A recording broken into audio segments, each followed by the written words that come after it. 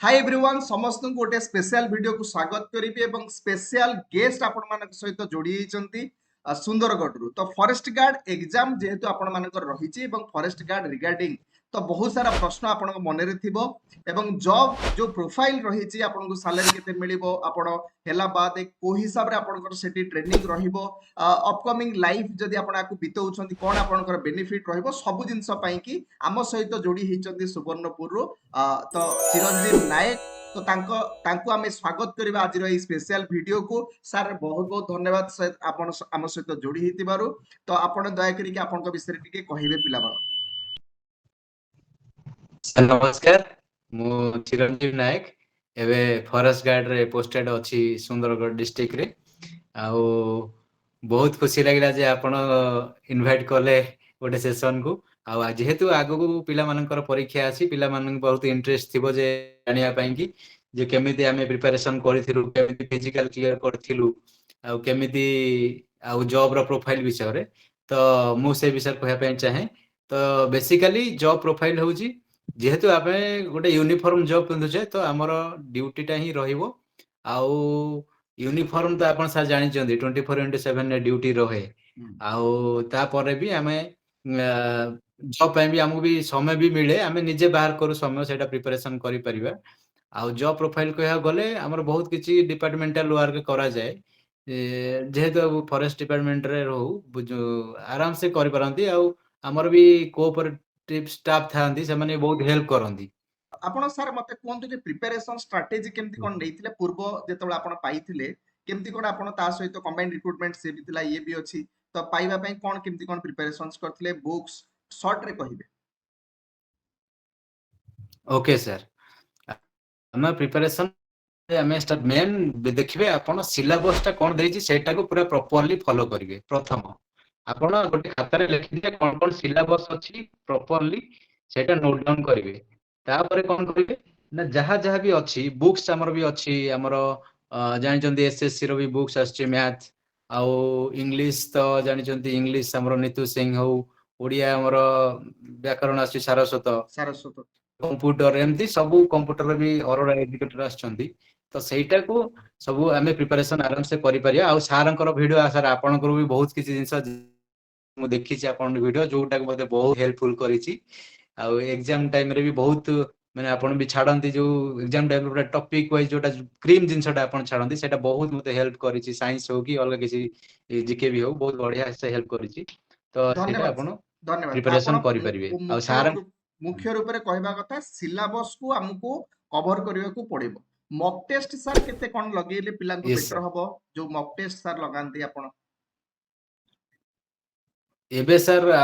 जेहेतु एग्जाम तमर पाखरे अछि तो मॉक टेस्ट एटलीस्ट दिन को दुईटा कि तीनटा अटेंड करंदु जते मॉक टेस्ट आपण देबे सेते आपण निजे जानि परिबे आपनकर केते कोड भूल रहउची आ केटा को आपण सुधारी परिबे सेटा आज्ञा हमें भी धन्यवाद मॉक टेस्ट देथलु बिना मॉक टेस्ट रे हेनी आगे तो मॉक टेस्ट तो आपण मानु समस्त जो माने प्रिपरेशंस करचन देबे सर आपण को एडवाइस कले सेकंड सर जदि हमें देखिबा तो एबे तो आपण गाइड कले पिला माने केमति कोन करिवे कोन नै एबे टिके सर आगु जिबा जेतु जॉब प्रोफाइल पे आलोचना करूचंती छुट्टी सर केमति कोन मिले रविवार छुट्टी मिले कि नाही पिला माने मेसेज रे पचारिथिले सर हाँ संडे देखंतु हमर जेहेतु यूनिफॉर्म जॉब एटा संडे किछि छुट्टी हमर मिलेनी किंतु हमको टाइम मिले जतबेले हमें सेटा एग्जाम प्रिपरेशन करिया पई भी हमको टाइम मिलिबो सेटा निजे मैनेज करि परिबा आ सेकंड जिस जतबेले हमर एग्जाम भी आसे हमको छाडंती एग्जाम दवा पई काइना एटा भी हमर अधिकार अछि से माने भी बहुत खुशी होन जे तमे हमें माने आगु जिया पई भी हमर स्टाफ माने भी बहुत कोऑपरेटिव थांती से माने हमको भी हेल्प करंती तो डिपार्टमेंट को ताल सर धन्यवाद आपण दउछंती बहुत बहुत धन्यवाद तो डिपार्टमेंट आपण को चाहूची कि आगु जानतु ओके सर नेक्स्ट सर जदि आमे एई जॉब पाई जाउछंती सर प्रमोशन कोन अछि मु जदि जॉब पाइली ताले मते केते ऊपर को मु जाई परिबी मोर ओटे लाइफ मोर एठी सक्सेसफुल हेई परिबो कि नाही निश्चय निश्चय से डिपार्टमेंट रे सक्सेसफुल हमें हेई परिबा आ हमें फॉरेस्ट गार्ड रु फॉरेस्टर हेई परिबा पर्यंत भी हमें जाई परिबा किछ नै एथरे कैरियर भी भलो अछि हमें आगु मध्ये जाई परिबा जणे आर्ट्स पिलाटे सर आगु को जाई परिबो कि आर्ट्स कॉमर्स पिलाटे जाई परिबो कि कारण फॉरेस्टर गोटे साइंस रो बैकग्राउंड निश्चय ନିଶ୍ଚୟ ନିଶ୍ଚୟ ସାର୍ ଯାଇପାରିବ, ସେମିତି କିଛି ନାହିଁ, ସେନ୍ସର ବ୍ୟାକଗ୍ରାଉଣ୍ଡ ପାଇଁ କିଛି ନାହିଁ, କିନ୍ତୁ ଯାଇପାରିବ, ଫରେଷ୍ଟ ଗାର୍ଡ ରୁ ଫରେଷ୍ଟର ହେଇପାରିବ, ତା ଉପର ପଦକୁ ବି ମଧ୍ୟ ଯାଇପାରିବ। ଧନ୍ୟବାଦ ସାର୍। ନେକ୍ସଟ ସାର୍ ପଚାରୁଥିବା ପିଲାଙ୍କର ମୁଖ୍ୟ ପ୍ରଶ୍ନ ହଉଛି ସାର୍ କେତେ କଣ ସାର୍ ସାଲାରୀ ମିଳିବ ସାର୍, ଏଣ୍ଡ ବେଳକୁ ଆମକୁ କେତେ ମିଳିବ?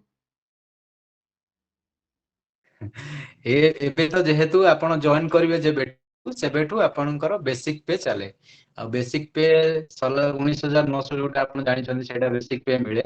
ତାପରେ ଆପଣ ଅନ୍ ଆନ୍ ଆଭରେଜ ଆପଣଙ୍କୁ 30,000 ଭଳିଆ ଷ୍ଟାର୍ଟିଂ ରୁ ମିଳିବ, ଯେତେବେଳେ 6 ମାସ ଆମର ସାର୍ ସରିଯିବ। କେତେ ଦିନ ଆଜ୍ଞା, ପରେ 30,000 ପାଖାପାଖି ଆଭରେଜ ମିଳିଯିବ ଟ୍ରେନିଂ ପରେ? ସେଇଟା ସାର୍ 6 ମାସ ସରିଲା ପରେ, 6 ମାସ ସରିଲା ପରେ ସେଟା ସାର୍ ମିଳେ। ଠିକ ଅଛି ସାର୍, ଧନ୍ୟବାଦ ସାର୍। ବହୁତ କଥା ଆଲୋଚନା ଆମେ କଲେ, ଯୋଉ ପିଲାମାନଙ୍କର ଗୋଟେ ଜାଣିବାର କଥା ଅଛି କି ଆପଣ ପଢିପାରିବେ, ଆପଣଙ୍କୁ ଟାଇମ ମିଳିବ, ପିଲା ଯୋଉମାନେ ପଚାରୁଛନ୍ତି ଆଗକୁ ଯିବା ପାଇଁ, ଆଉ ସାଲାରୀ ବି ଠିକ ଠାକ ଅଛି, କ୍ୟାରିୟର ବି ଠିକ ଠାକ ଅଛି, ସବୁ ବିଷୟରେ କହିଲେ, ଗାଇଡ ମଧ୍ୟ କଲେ, ଆପଣ ମାନେ ପରୀକ୍ଷା ଦେବାକୁ ଯାଉଛନ୍ତି। ସାର୍ କନକ୍ଲୁଜନ ଆପଣ ପାର୍ଟ କୁ ପଳେଇ ଆସିବା, କଣ ଆପଣ ପିଲାମାନଙ୍କୁ କହିବେ? ଆପଣ ତ ଏଇ ବାଟ ଦେଇକି ଯାଇଛନ୍ତି, ଡିମୋଟିଭେଟେଡ ବହୁତ ସାରା ପିଲା ହଉଛନ୍ତି, ଏବେ ତ ଆଟଲିଷ୍ଟ ଚାକିରି ତାଙ୍କର ବହୁତ ସାରା ବାହାରିଛି କହିଲେ ଚଳେ, ଓଡିଶା ଗଭର୍ଣ୍ଣମେଣ୍ଟ ବାହାର କରିଛି, ତ ଆପଣ କଣ ତାଙ୍କୁ ଆଡଭାଇସ ଦେବେ ଫାଇନାଲି? କିଛି ଡିମୋଟିଭେଟ ହବାର ନାହିଁ ଆପଣ ମାନଙ୍କୁ, କାରଣ ଆପଣ ଜାଣିଛନ୍ତି ଆଜିକା ଡେଟ ରେ ଗୋଟେ ଜବ ପାଇବା ବହୁତ କଷ୍ଟ। ତ ଏଠି ଗୋଟେ ଜବ ଆପଣ ଗଭର୍ଣ୍ଣମେଣ୍ଟ ଜବ ପାଇପାରିବେ, ପ୍ରଥମ କଥା। ସେକେଣ୍ଡଲି ଆପଣ ନେକ୍ସଟ ଟାଇମ ଚାହିଁଲେ ବି ଆପଣ ଡିପାର୍ଟମେଣ୍ଟାଲ ରେ ଆମର ଷ୍ଟାଫ ମାନେ ବି କୋଅପରେଟିଭ ଅଛନ୍ତି, ଆପଣ ଆଗକୁ ଚାହିଁଲେ ବି ଯାଇପାରିବେ, ବି ଡିମୋଟିଭେଟ ହୁଅନ୍ତୁ ନାହିଁ। ଆଉ ସାର୍ ଯୋଉ ଜିନିଷଟା ଗାଇଡାନ୍ସ କରୁଛନ୍ତି, ଯୋଉ ଜିନିଷଟା ଗାଇଡ କରୁଛନ୍ତି ସେଇ ବାଟରେ ଚାଲନ୍ତୁ, ଆଉ ସିଲାବସ ଟାକୁ ଭଲସେ ଫଲୋ କରନ୍ତୁ। ଆଉ ଆମର ବାରମ୍ବାର ଆପଣ ମକ୍ ଟେଷ୍ଟ ଦିଅନ୍ତୁ, ଯେତେ ଆପଣ ମକ୍ ଟେଷ୍ଟ ଦେବେ ସେଇଟା ଆପଣଙ୍କ ପାଇଁ ବହୁତ ଭଲ ହବ। ତେଣୁ ମକ୍ ଟେଷ୍ଟ ଦିଅନ୍ତୁ ବାରମ୍ବାର, ସେଇଟା କାହିଁକିନା ଆପଣଙ୍କର କନଫିଡେନ୍ସ ଲେଭେଲଟା ବଢିବ। ଆଉ ଯେତେ ବି ଚାହୁଁଛନ୍ତି ଯେତେ ନେଗେଟିଭ ଆପଣ ନେଗେଟିଭ କୁ ଆଟେଣ୍ଡ କରିବେ ନାହିଁ, ଯେତିକି ଆପଣଙ୍କୁ ଆସୁଛି, ଯେତେ ଆପଣ କନଫର୍ମ ଅଛନ୍ତି ସେଇଟା ହିଁ କରନ୍ତୁ, ତାହେଲେ ଆପଣ ଜବ୍ ଟା ସିକ୍ୟୁର କରିପାରିବେ। କାହିଁକିନା ଆଜିକା ଡେଟରେ କମ୍ପିଟିସନର ଲେଭେଲ ଆପଣ ଜାଣିଛନ୍ତି ଭଲ ଭାବରେ। ତ ମୁଁ ଏତିକି ଲାଷ୍ଟ କହିବି ସାର୍ ଆଡ୍ ପିଲାମାନେ କରିଦେବେ କିଛି ଫିଜିକାଲ ଡିମୋଟିଭେଟ ପାର୍ଟଟା ହବାର ସାର୍ ଆଡ୍ ନାହିଁ। କରିଦେବେ, ଫିଜିକାଲ ପାର୍ଟ ସାର୍ ଆଡ୍ କରିଦେବେ। ଫିଜିକାଲରେ ଏବେ କଣ କେମିତି କଣ କରିବେ, ମ୍ୟାନେଜ କରିବେ ଦିଟା ଜିନିଷଟା ସାର୍? ନାଇଁ ଡେଲି କିଛି ନାହିଁ, ଆପଣ ସକାଳୁ ସକାଳୁ ଆଟଲିଷ୍ଟ କିଛି ସମୟ ବାହାର କରିକି ସକାଳୁ ସକାଳୁ କିଛି ଚଲାବୁଲା କରନ୍ତୁ, କିଛି ହାଲକା ଫୁଲକା ଏକ୍ସରସାଇଜ କରୁଥାନ୍ତୁ। ଆଉ ଆପଣ ଏକ୍ସାମ ପାଇଁ ବେଶୀ ଫୋକସ ହେଇଯାଆନ୍ତୁ, କାହିଁକିନା ଏକ୍ସାମ ଯେହେତୁ ଆପଣଙ୍କର ପାଖରେ ଅଛି, ତ ଏକ୍ସାମ ପାଇଁ ବେଶୀ ଫୋକସ ହେଇଯାଆନ୍ତୁ। ତାପରେ ଆପଣ ଡେଲି କିଛି ରେଗୁଲାର ଏକ୍ସରସାଇଜ କରିବେ, ଚାଲିବେ, ଧୀରେ ଧୀରେ ଆପଣ ଡେଲି କିଛି ବଢେଇବେ। ଆଜି 2 କିଲୋମିଟର ଚାଲିଲେ କାଲି 3 କିଲୋମିଟର, ଏମିତି ଧୀରେ ଧୀରେ ବଢେଇବେ, ଆରାମସେ ହେଇଯିବ। ଫିଜିକାଲ ପାଇଁ କିଛି ଟେନସନ ନବାର ନାହିଁ, ଆପଣଙ୍କ ପାଖରେ ସମୟ ବି ମିଳିବ, କିଛି ଅସୁବିଧା ନାହିଁ। ବହୁତ ବହୁତ ଧନ୍ୟବାଦ ସାର୍, ଆମ ସହିତ ଯୋଡି ହେଇଥିବାରୁ, ପିଲାମାନଙ୍କୁ ମୋଟିଭେଟ କରିଥିବାରୁ। ତ ଯଦି ପୁଣି ଦରକାର ହବ ପିଲାମାନଙ୍କର ପ୍ରଶ୍ନ, ମୁଁ ସାର୍ ଆପଣଙ୍କୁ ଅନୁରୋଧ କରିବି, ତ ଆପଣ ଆସିକି ଆଉ ଥରେ ଟିକେ ପିଲାମାନଙ୍କୁ ଗାଇଡ କରିବେ। ତ ବହୁତ ବହୁତ ଧନ୍ୟବାଦ ସାର୍, ଆପଣ ଆମ ଚ୍ୟାନେଲରେ ଆସିଥିବାରୁ ଆମକୁ ବହୁତ ଉପକୃତ ଆମେ ହେଲୁ, ପିଲାମାନେ ମଧ୍ୟ ଉପକୃତ ହେବେ। ଜୟ ହିନ୍ଦ ସାର୍। ବହୁତ ବହୁତ ଧନ୍ୟବାଦ ସାର୍, ବହୁତ ବହୁତ ଧନ୍ୟବାଦ। ତ ସାର୍ ଆମର ମୁଁ ବି ପିଲାମାନଙ୍କୁ କହୁଛି, ଯେହେତୁ ସାର୍ ଗାଇଡାନ୍ସ କରୁଛନ୍ତି, ସେଇଟା ଆପଣ ଗାଇଡାନ୍ସ ଟାକୁ ଫଲୋ କରନ୍ତୁ, ଆଉ ନିଶ୍ଚୟ ସକ୍ସେସ ପାଇବେ। ଆମେ ବି ସାର୍ଙ୍କୁ ଫଲୋ କରିକି ଆଜି ବି ଏ ଜାଗାରେ ପହଞ୍ଚିଛୁ, ବି ବହୁତ କିଛି ଜିନିଷ ସାର୍ଙ୍କଠୁ ଶିଖିଛୁ। ତେଣୁ ସାର୍ଙ୍କୁ ଫଲୋ କରନ୍ତୁ, ଯାହା ବି ସେ କହୁଛନ୍ତି ସେଇଟା ଗୋଟେ ଗୋଟେ ଅକ୍ଷରରେ ସତ, କାହିଁକିନା ଆମେ ଆଜିକା ଡେଟରେ ସେଇ ଜିନିଷଟାକୁ ହିଁ ଫଲୋ କରିକି ଏଠିକି ଆସି ପହଞ୍ଚିଛୁ। ଆପଣ ମାନେ ବି ପହଞ୍ଚି ପାରିବେ, ବାସ୍ ଗୋଟେ ଗୁରୁର ଗାଇଡାନ୍ସ ହିଁ ଦରକାର ଏଠି, ଆଉ କିଛି ନାହିଁ ସାର୍। ଧନ୍ୟବାଦ ସାର୍। ଧନ୍ୟବାଦ।